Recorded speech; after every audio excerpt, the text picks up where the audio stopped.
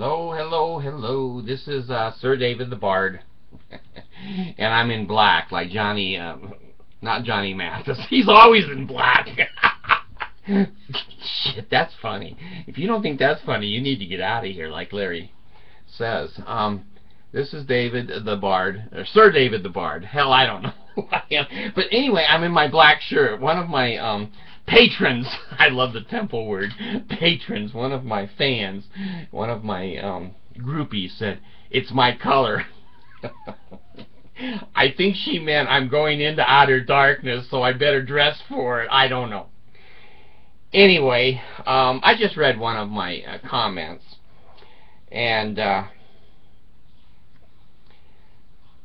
I try to come on and do programs that I hope will entertain you, I hope have a principle, and I hope causes people discussion and thinking. I've seen, God, some of you argue with each other like daughters and sons, you know, children. I don't get into that. I just don't do it anymore. I'm not interested. So I read an article, a comment that came in, and his first name was Don, and it concerns me. Now, I never know. When you're dealing with the public, jeez, if you can find a person that's not a liar, a cheater, and a thief, please send them their name to me. It'll be a short list. But I have to take people at their word. I'm not that jaded. I'm trying to get jaded, but it's hard. It's hard for me to be jaded because each person is important to me. Now, I'm not trying to be Gandhi here. I'm not trying to be Buddha or what's the Muslim guy? Not Hanukkah. Oh, shit. Now the Muslims are going to get me. Muhammad or Monson. I'm not trying to be any of that. I'm just trying to be a human being. Okay, just trying to be a human being, and that's a big job for me. That's a huge job for me. The comment, and you can read it for yourself, he indicated that you know, he was having a bad day, which means he was thinking of killing himself. Well, that is a bad day. You know, I've tried to commit suicide 4 or 5 times. Let's see, pills, they pumped my stomach, gas, they took me to the hospital, insulin, 1,500 units of insulin, and I'm just a little drowsy. I passed out. I went to the hospital on that one. Not Smith & Wesson, it was a 9mm Magnum that I had loaded to my head, and my children were begging me. Some on one side of the room were going, "Pull the trigger!" The Mormons were the ones on that side going, "Pull the trigger! You're not in our cult!" And then the others... they said, "Don't pull the trigger." Well, I didn't pull the trigger on that one. But anyway, I take it serious when somebody says, I'm thinking of suicide. Most of us, as normal human beings, it's crossed our mind. Would the world, and my world, be better if I wasn't here? That's normal. That's normal. Suicidal idealization is not normal. That's when you start thinking about, should I hit a guardrail or a freeway ramp at 100 miles an hour? Should I shoot insulin? Should I, you know, get a gun? When you start to think of ways of killing your suicide, that's crossed the line. That's crossed the line, and that's when you need someone to talk to. I'm not saying you need to be in a mental institution. You know what? If you put all the assholes in the world in mental institutions, the rest of us wouldn't want to kill ourselves. They're the ones that belong in the institution. But no, the humans go, "You don't think like us. You want to die." You go, "Yeah, I do." So, "You need a mental institution." No, he doesn't. He needs you to go to the mental institution. Then he'd be happy. Anyway. When you start to think of how you're going to do it, you really need to get to a friend, a dad, a mom, a doctor, a psychiatrist, well, a father if you're a Catholic, a priest, if you're a Mormon, maybe to your bishop. talking about how you feel does seem to de-escalate. When we have no one to talk to and it internalizes and runs and runs and runs, like an old movie, we get more and more depressed, and we get more and more feeling that maybe it would be better if we weren't here. Now, I have to be truthful, folks. I have to be truthful. It might be better that you or me are not here. I'm not going to get on this program and say, oh, don't kill yourself. Oh, please, don't kill yourself. Screw that. You want to kill yourself? Kill yourself. I don't care, because if I want to kill myself, you can't stop me. I can kill myself. Here's what I can say, though, with a degree of experience, relativity, and knowledge and wisdom. There are times, I think, in every human life, and don't let anyone bullshit you, and everyone has thought about times that it might be better that they're not here. They're sick, they're helpless, the kids need the money, the insurance will kick in. There's a million reasons that the world might be a better place that if you and I aren't here. Here's the unsolicited advice I would give all of us, me especially.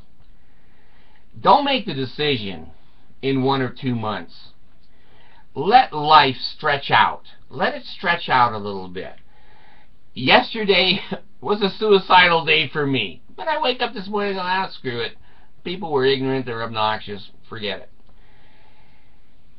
A marriage and divorce, sickness and illness. I'm going to tell you the truth. I'm going to tell you the truth. I do believe in assisted suicide. I've asked each one of my wives, and you know that's quite a group, that if they're not willing to put my medication on the chest of drawers where I can reach it when I want it, I don't want to be married to them. They are not going to trap me down here with these assholes. If I'm sick, I'm delusional, I'm hurting, I want to go on, pass on, I'm going to pass on. And I want a mate that is willing to help me. I don't expect anyone to kill me. That's asking too much of any human mate. But a true mate. My mother and I talked about this. She's 85 and she was convalescing. I think she died. She never called me, so screw her. If she's not willing to call me and she's dead, she's dead. Okay, I don't care. We need people to talk to, and we need to evaluate whether we're making the right decision. And I'm saying sometimes it is the right decision. Sometimes, I told my wife last night, I never believed this before, but I'm learning. I'm 65 next month. Send me money for my birthday like Allison. You people were so kind to her. You sent her 15 or 20 bucks. And God, I just got a donation yesterday or 2 days ago for 5, another one for 10 tonight, and I haven't put it up yet, but I want you to know I'm not spending it. The Philippines is still flooded. They can't get the food out to the people. We need to evaluate whether our life is worth living. And there's times, this program has helped me a lot. I probably would have been dead without this program, because most of you are very kind. You go, you're not as ugly as we thought you were. And when you stand up, you're not as fat as we thought you were. Hey, that's good. So I appreciate having someone to talk to. Me! Me! I like listening to me. And my wife, she's so cute. She says, Sir David, I'm having a hard time sleeping. Could you come in here and just start talking? Oh, damn her. I'm in the car, and I always talk when I'm in the car, and I guess I'm a man of many words, and I look over and the girl is sound asleep. Well, that pissed me off one day. I'll get back to suicide. There's always time for suicide. And so she fell asleep in the car, and I'll teach her a lesson. So I turned around and I just kept driving, and I drove into our driveway. We were supposed to be way off in the mountains somewhere, and I drove in our driveway. She said, "Where are we?" And I said, "We're home." Just, you said you were going to take me up to the mountains. I said, well, you said you were going to stay awake. So I punished her. So now she says anytime she can't sleep, I need to start talking. Better than a sleeping pill. Well, anyway, let some time pass. 2 months, 5 months, 6 months. That's not a lot of time. If things don't change by then, or they get worse, hell, who am I to say don't kill yourself? But I want to go on record of saying that I have felt like dying many times. And I get on this tube every day and do a show, and I die most of the time. So anyway, I want you to know my heart goes out to all people. Whether you're 7 years old and you just flunked a little test at school and you just feel terrible, or whether you're a teenager and your boyfriend or girlfriend just kicks you to the curb. I have to tell you a funny... I get off on this shit. My little one, she's 14, Abigail. And she is such a talented little girl. And she finally has learned to work, and she makes her own money, and she has her own debit card.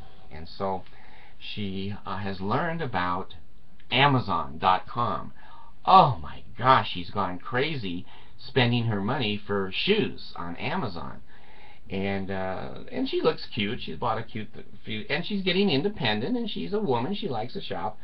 And so she came into me the other day. I'm laying there in my easy chair and my easy life, because I'm out of the Mormon church now. It's a good, easy life. And she says, Dad, and now she's very conscious of, like most kids are, of brand names, conscious. And she's got to be in with the in dressing and the in crowd. And that's normal for teenagers, as long as it doesn't go too far. Well, she said to me, Dad, I want to live in California. She's always said that. She's a beach girl. And she'll probably move to California someday, and that's fine. She said, they have all of the trends. California is sent to trends. And I said, good. What are you going to buy now? She says, Dad, I'm buying a tail. I said, Jesus, you're buying a tail? She goes, yes. Why is that funny? And I said, Abigail, let me tell you something. First of all, before I make an ass of myself, because I don't know all the things about young people these days, tell me what kind of a tail you're going to buy. So she goes, Dad, you don't wear it in the middle of your butt. You wear it over on the side, the tail. And I had two choices. One was $22 and one was $19. And I got the cheap one. I said, okay. And you just tuck it in your pocket or your pants and the tail just dangles down. She goes, yes. I said, okay. Now, I try to be the best father I can. And I don't give a shit if you guys don't think I am, because I don't know anymore. I'm doing all I know how to do. So I didn't say anything. And a lot of times that's my training at BYU, is when you're shocked, shut up. Don't say anything. Think about it for a few minutes. Oh, half an hour later, I call her back and said, Abby, did you buy your tail? She goes, not yet, but I'm close. I said, well, honey, I said, I'm the daddy, and I'm a boy, and I just want to let you know, California trends or not, boys, when they're talking about girls, many times they're going to say, this is so damn hard. They're going to say, man, I'm going to go get some tail. She knows. She knows what that means. Just, they do. And I go, yeah, boys call sex or vaginas. I'm going to use the proper term here. I would never say pussies. I said, you know, they say they're going to go get some tail.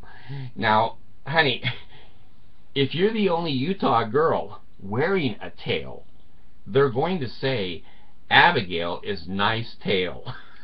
We want Abigail's tail. And she started laughing. I didn't know this. I go, I know, honey, but you know, I'm a boy and I'm a dad, and I have to warn you that if you're wearing a tail around, your ass is grass. Everybody wants Abigail's tail. I'm not buying that thing. I said, good. I don't care. It would be cute as hell around the house. But you go out wearing a tail. Damn. What kind of a father would let a child who's 14 and gorgeous wear a tail? So anyway, I saved her there, and she was thankful for that. So down the road goes the tail. All right, let's go back to you killing yourselves. You got to find funny shit in life. You do. And a lot of times, life isn't funny. These days, I make it funny for me. Because when I really think of those kids in the Philippines and the difficulties they have in life, it makes me very, very sad. And when you send money in to help those kids, I'm just thrilled. And it's piles there in the bank, and we send it over. And I'll have some more pictures for you. But you have to find, if you're going to kill yourself, promise me that you'll go watch George Carlin a couple of times, or the Three Stooges, or Laurel and Hardy. I don't know who the modern people are. Turn the Bard on. You've got to find something in life that's funny. Get naked, stand in front of a mirror and go, hey, is anybody going to miss this if I'm dead? You go, no. Okay, death is good then. I have to find something funny every day. Now, I told my wife yesterday, I said, you know what, I'm going to put a hat on, and it's going to have a video camera in the hat, so I can show all of the people in the world what idiots I really deal with every day. And I thought that was funny. Well, she thought it was funny, too. You have to find something in the world that's funny. Now, really, when you think about it, a tragic thing can be funny. It can be funny. Let's say, now this is bipolar shit. The rest of you are going to go, God damn, he does belong in an institution. Let's say my mom died. Okay? Now most of you will go, oh, no. I have no friends. Let me see if it never rings a third time. It never rings. Oh. Hello? Who's calling, please? Okay, Joe, since you're on this phone line and I pay for it, could you identify what your business with her would be, please?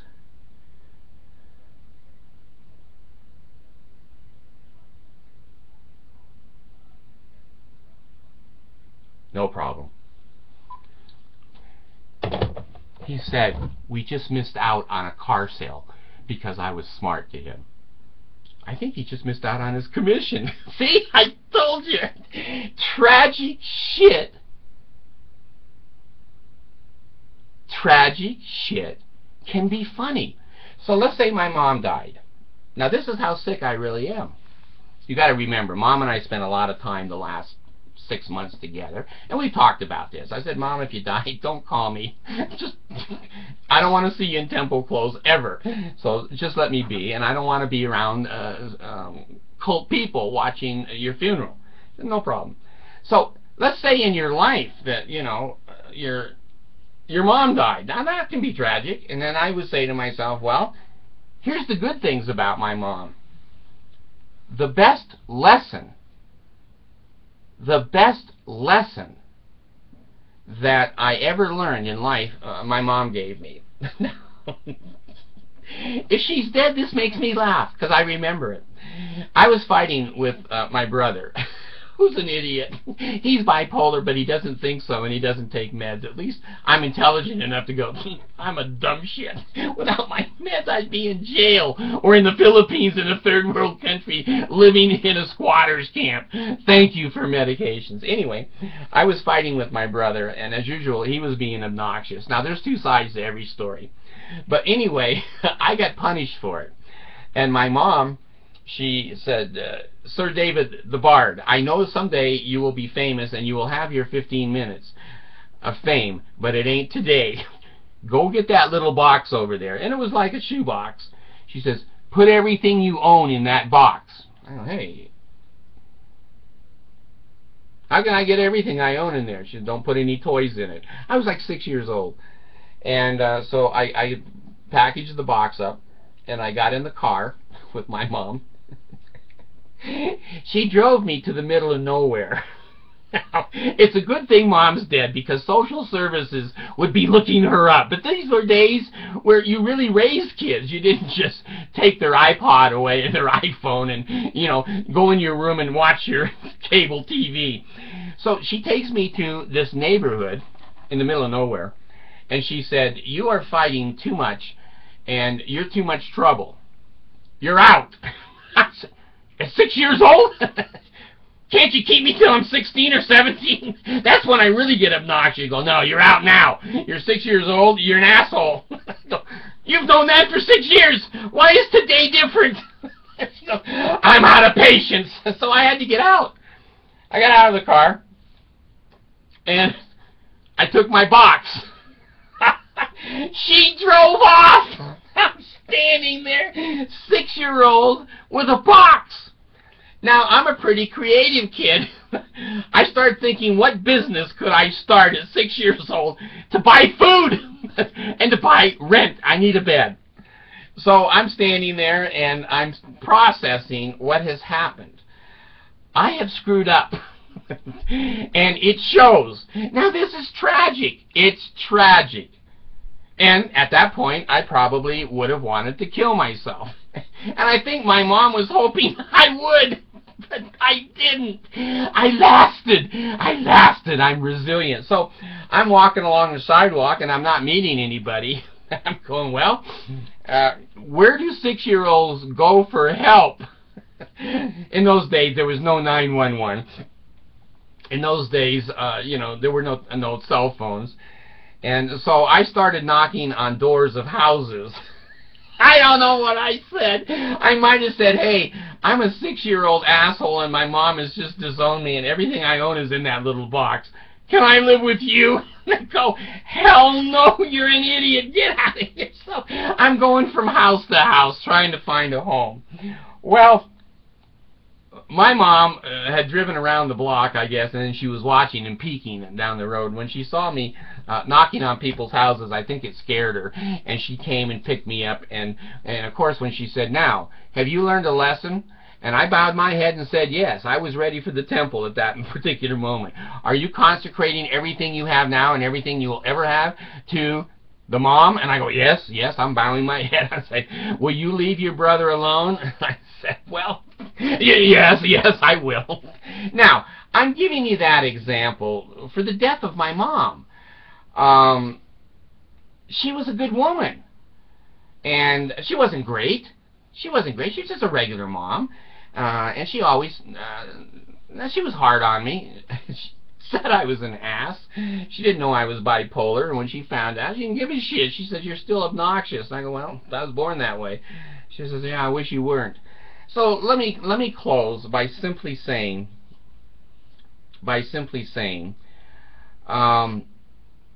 if you want to kill yourself, I can't stop that.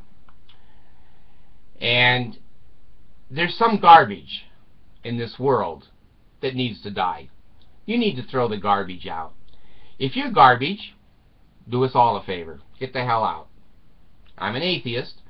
I don't think Jesus is going to punish you, and I don't think you're going to be reincarnated as a cockroach. Sometimes life does get so hard.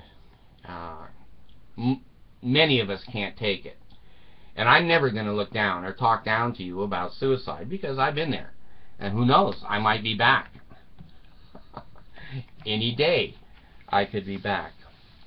My only advice is give it 3 to 6 months. If you're still garbage and your life is garbage at 6 months, shit, do us all a favor and cash out.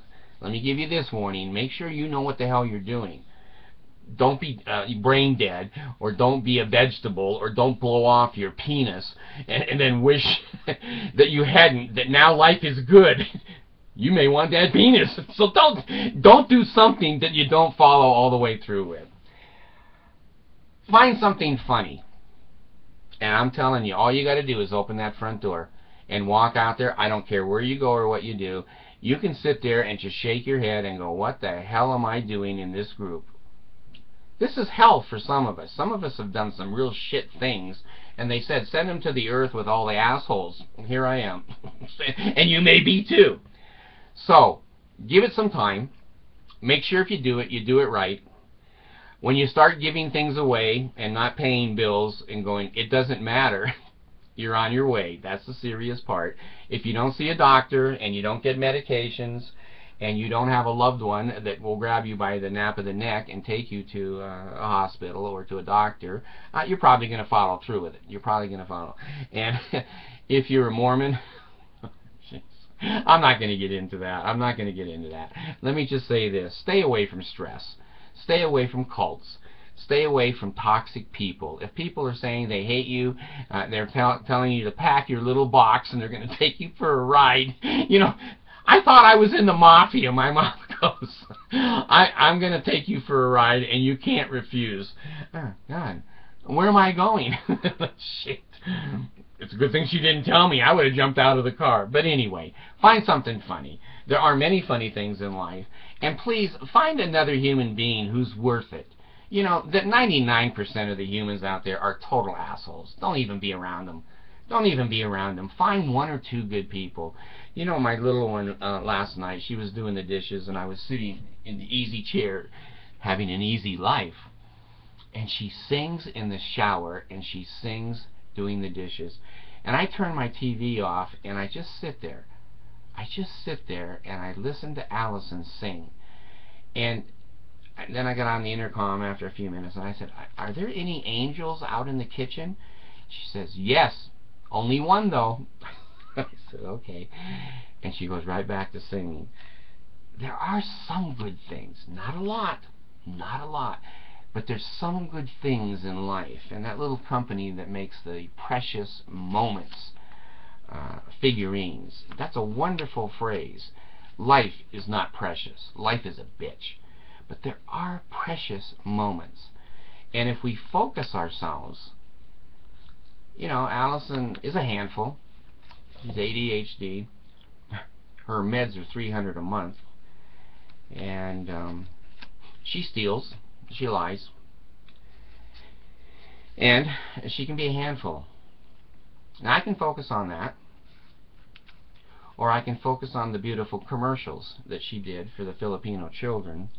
And I can focus on an angel singing. She is such a happy child. So, from one who's been there, folks, been there, done that. If you're suicidal, find a friend, find someone to talk to, get some medications. My meds helped me a lot. My doctor spotted it right away. He said, you know, after you've had quad bypass, terrible depression will come to you. And I forgot about that, and I didn't brace for that and give you meds, and you did almost die from killing yourself. He says, I apologize. And so anyway, my heart goes out to anyone who's having troubles, poverty, disease, sickness, illness. But listen for an angel singing. They're there. They're there. But sometimes we don't hear them and we don't see them because all we hear and see are ourselves. We need to come out of that. Let's find the angels singing, and let's just get through another day. Let's just get through another day. I would say God bless you, but what I would rather say is bless yourself. Bless yourself. Be your own God. Do what you have to do to listen to those angels singing. Thanks.